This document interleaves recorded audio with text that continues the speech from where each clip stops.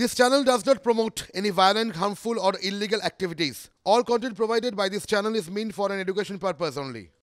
এবার একটু বীরভূমের দিকে নজর দেওয়া যাক। আজ বীরভূম কেষ্ট নামে সরগরম। কেষ্ট মানে কার কথা বলছি নিশ্চয়ই আপনারা বুঝতে পারছেন। অনুব্রত মণ্ডলের কথাই বলছি। গরু পাচার মামলায় গ্রেপ্তার হওয়া অনুব্রত মণ্ডলের ঠিকানা এখনো দিল্লির তিহার জেল। সশরীরে বীরভূমের মাটিতে তিনি নেই। এমনিতে তার নামও যে খুব একটা শোনা যায় তাও কিন্তু নয়, কিন্তু ভোটের বছরে একটু একটু করে হাওয়া বদল হচ্ছে। জেলবন্দি অনুব্রত মণ্ডলের মঙ্গল কামনায় বিশেষ হোম যজ্ঞের আয়োজন করা হলো আজ। বোলপুরে রেল মাঠে আজকে দেখা গেল সেই হোম যজ্ঞের ছবি। দুর্গা মন্দিরের সামনে যে পোস্টার টাঙানো হলো সেখানে লেখা ছিল অনুব্রত মণ্ডল বোলপুর তথা বীরভূমের রূপকার। তার মঙ্গল কামনা করে হোম যজ্ঞের আয়োজন করলো অনুব্রত মণ্ডল মহাশয়ের শুভাকাঙ্ক্ষীগণ। সে এক বিশাল আয়োজন, যে ছবি আপনারা এই মুহূর্তে দেখছেন। দেখুন, 50 কেজি ঘি, 5 কুইন্টাল বেল, কাঠের ব্যবস্থা, 13 জন পুরোহিত যজ্ঞ করেন। হাজার হাজার মানুষের জন্য ভোগের ব্যবস্থা করা হয়। অনুব্রতর ছবি দিয়ে বড় বড় গেট, এলাহি আয়োজন যাকে বলে। কিছুদিন আগেই জয়দেব কেন্দুলি মেলার গেটে দেখা গিয়েছিল জেলবন্দি অনুব্রত মণ্ডলের ছবি, যা ঘিরে শোরগোল কিন্তু কম হয়নি। এবার আরও এক কদম এগিয়ে তার জন্য হলো একটা বিশাল যজ্ঞ। প্রশ্ন হলো, লোকসভা ভোটের মুখে এটা কিসের সংকেত? জমি হারাননি কেষ্ট, গড় এখনো কি তার? এটাই কি বার্তা? তৃণমূল কংগ্রেসের বীরভূম জেলার দাপুটে নেতা অনুব্রত মণ্ডল জেলবন্দি থাকাকালীন বীরভূমের উন্নয়ন থমকে গেছে, এমনটাই অভিযোগ। এবং তিনি যাতে দ্রুত সেখান থেকে ছাড়া পান এবং তার সুস্থ কামনায়, তার পরিবারের সুস্থ কামনায় বিশেষ হোমযজ্ঞের আয়োজন করা হয়েছে বীরভূমের বোলপুরের এই যে রেল ময়দানের দুর্গা মন্দির রয়েছে সেখানে। যজ্ঞ অনুষ্ঠানে যা যা আমরা আয়োজন করতে পেরেছি, 25 কিলো ঘি এবং 5 কুইন্টাল বেলকাঠ এবং 13 জন বিশেষজ্ঞ পুরোহিতদের মাধ্যমে আমাদের এই যে যজ্ঞ অনুষ্ঠান হচ্ছে, আশা করি মায়ের আশীর্বাদ প্রাপ্ত উনি হবেন এবং জেল মুক্তি হবেন। সেই হোমযজ্ঞে ইতিমধ্যে এসে উপস্থিত হয়েছে বীরভূম জেলার অন্যান্য তৃণমূল কংগ্রেসের যে সমস্ত নেতৃত্ব বা অনুব্রত মণ্ডলের যারা ফ্যান ফলোয়ার্স রয়েছে বা তৃণমূলের সাধারণ কর্মী, তারা সকলেই। আমাদের জেলার যিনি উন্নয়নের কাণ্ডারি, তিনি দীর্ঘদিন আমাদের বাইরে আছেন।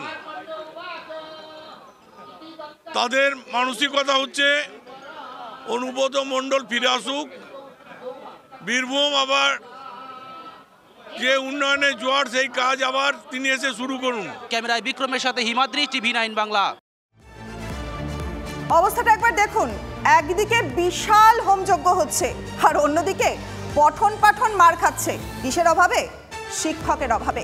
শিক্ষকের অভাবে ধাক্কা খাচ্ছে পঠন পাঠন। মাঝে মধ্যেই এমন অভিযোগ সামনে আসছে, ব্যারাকপুর শিল্পাঞ্চলের একমাত্র ওড়িয়া স্কুলেও সেই একই অবস্থা এমনই যে শিক্ষকের অভাবে বন্ধ একাধিক ক্লাস, বিপাকে মাধ্যমিক উচ্চ মাধ্যমিক পরীক্ষার্থীরা।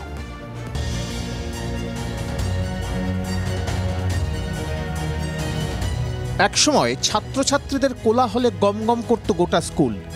আজ শিক্ষক শিক্ষিকার অভাবে ধুঁকছে ব্যারাকপুর শিল্পাঞ্চলের একমাত্র ওড়িয়া স্কুল উপেন্দ্র ভঞ্জ বিদ্যাপীঠ। একসময় স্কুলে পড়ুয়া সংখ্যা ছিল 1200-ও বেশি। বর্তমানে সেই সংখ্যা কমে দাঁড়িয়েছে 400। 2 জন স্থায়ী ও 2 জন অস্থায়ী শিক্ষক নিয়েই চলছে পঠন পাঠন। শিক্ষক না থাকায় প্রায়ই বন্ধ থাকছে ভূগোল, ইতিহাস, বিজ্ঞান ও ইংরেজি ক্লাস। শিক্ষকের অভাবে বন্ধ মাধ্যমিক উচ্চ মাধ্যমিকের বিশেষ ক্লাসও। সমস্যার মুখে মাধ্যমিক উচ্চ মাধ্যমিক পরীক্ষার্থীরা। তো স্থায়ী শিক্ষক ছিল না, আর যদি আমাদের একটু স্থায়ী শিক্ষক থাকতো তাহলে আমরা আর একটু ভালো প্রিপারেশন করে ভালো পরীক্ষাটা দিতে পারতাম। 2024-এর মাধ্যমিক পরীক্ষার রেজাল্ট হয়তো খুব একটা ভালো হবে না, কারণ স্থায়ী শিক্ষকের অভাবে তারা সেইভাবে পঠন পাঠনের প্রিপারেশন করতে পারেনি। মাথায় হাত আগামী বর্ষের জন্যও। আগামী 2025 সালে মাধ্যমিক উচ্চ মাধ্যমিক পরীক্ষার্থীদের কি হবে, তাদের শিক্ষার যে সিলেবাস, তাদের পঠন পাঠনের সিলেবাস যে কীভাবে শেষ হবে, সেটাই এখন লাখ টাকার প্রশ্ন প্রধান শিক্ষক, অভিভাবক এবং ছাত্রছাত্রীদের কাছে। শিক্ষকের অভাবে দেখা যাচ্ছে যে ছাত্রছাত্রীরা খুব ভালো করে আমরা তাদেরকে প্রস্তুতি দেওয়াতে পারিনি স্থায়ী শিক্ষকের অভাবে। সেই জন্য এই 2024 শিক্ষাবর্ষে যারা মাধ্যমিক পরীক্ষা দিচ্ছে বা যারা উচ্চ মাধ্যমিক পরীক্ষা দেবে তাদের ভবিষ্যৎ নিয়ে আমাদের যথেষ্ট সন্দেহ রয়েছে। কেন কি তাদের খুব ভালোভাবে একজন স্থায়ী শিক্ষককে দিয়ে যেভাবে বিষয়গুলোকে পড়ানো যেতে পারে সেইটা আমরা করে উঠতে পারিনি, আপ টু দ্য মার্ক আমরা পৌঁছতে পারিনি। রাজ্য সরকারের শিক্ষা দপ্তরকে বারবার তারা চিঠি দিয়েছেন, এখনো পর্যন্ত শিক্ষক মেলেনি। 22 জন শিক্ষকের জায়গায় মাত্র হাতে গোনা 4 জন শিক্ষক, কিভাবে এই পঠন পাঠন সামাল দেবেন সেটাই এখন প্রশ্ন। টিটাগড় উপেন্দ্র ভঞ্জ বিদ্যাপীঠ থেকে বিশ্বজিতের সঙ্গে অনন্ত চট্টোপাধ্যায়, TV9 বাংলা। এবার মেট্রোর খবরে নজর রাখা যাক, কারণ গঙ্গার তলা দিয়ে এখনই চলবে না east West metro.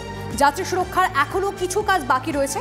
East West metro প্রকল্পের কাজ পরিদর্শনে এসেছিলেন chief commissioner of railway safety জনক কুমার গর্গ।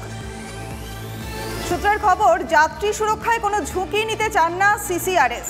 যাত্রী সুরক্ষার কাজ দ্রুত শেষ করতে নির্দেশ CCRS এর। গঙ্গার তলায় মেট্রো সুড়ঙ্গে কিছু কাজের কিছু খামতি রয়েছে বলে সূত্রের খবর। প্ল্যাটফর্মগুলিতে যাত্রী পরিষেবার কিছু কাজও কিন্তু বাকি পড়ে রয়েছে।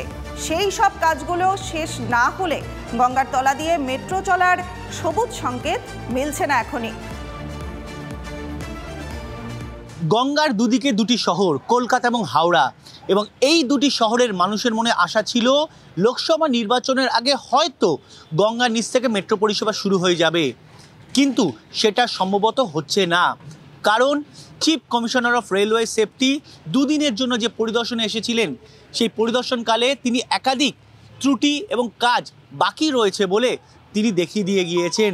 ফিজিক্যালি চ্যালেঞ্জেস পার্সন, তাদের জন্য সাইনেজেস, তাদের জন্য কাউন্টার্স, তাদের চিন্তাভাবনার উপর মানে তারা আসবেন যাবেন কী করে, সেই সবগুলো উনি খুব মাইনুটলি দেখেছেন এবং ওনার কিছু ভিউজ উনি দিয়েছেন। ইনফ্লো আউটফ্লো, যেটা প্যাসেঞ্জার কোন দিক দিয়ে ঢুকবে কোন দিক দিয়ে বেরোবে আগামী দিনে, সেইটা নিয়ে ওনার অনেকগুলি অবজারভেশন আছে। সেগুলি আমরা খুব মাইনুটলি আমরা কমপ্লাই করব এবং আমরা খুব শীঘ্রই সেই কমপ্লায়েন্স ওনার কাছে পাঠাবো। যুদ্ধকালীন তৎপরতায় কাজ শেষ করা হবে বলে জানিয়েছে কলকাতা মেট্রো কর্তৃপক্ষ, কিন্তু লোকসভা নির্বাচন যেহেতু শিওরে, তাই কতটা দ্রুত এই কাজ শেষ করা সম্ভব হবে সেটাই এখন দেখার। ক্যামেরায় তুষার ঘটকের সঙ্গে সায়ন্ত ভট্টাচার্য, TV9 বাংলা, কলকাতা। খোয়া গেল সৌরভ গাঙ্গুলির মোবাইল। বেহালার বাড়ি থেকে খোয়া গেছে তার মোবাইল। যেমনটা জানা যাচ্ছে, ঠাকুরপুকুর থানায় অভিযোগ দায়ের করা হয়েছে। সৌরভ গাঙ্গুলির মোবাইল খোয়া গেছে, বেহালার বাড়ি থেকে খোয়া গেছে মোবাইল। আর একবার থেকে জানিয়ে রাখি, বেহালার বাড়ি থেকেই সৌরভ গাঙ্গুলির মোবাইল খোয়া গেছে। ঠাকুরপুকুর থানায় অভিযোগ দায়ের করেছেন তিনি। এয়ারগানের গুলিতে জখম হয়ে শিশুর মৃত্যু। হুগলি পান্ডুয়ার ঘটনায় শোরগোল। এয়ারগানের গুলি ছিটকে আহত হয় 5 বছরের শিশু। চুচুড়া হাসপাতালে নিয়ে যাওয়ার পর মৃত ঘোষণা করা হয় তাকে। কী কারণে চলল গুলি খতিয়ে দেখছে পুলিশ।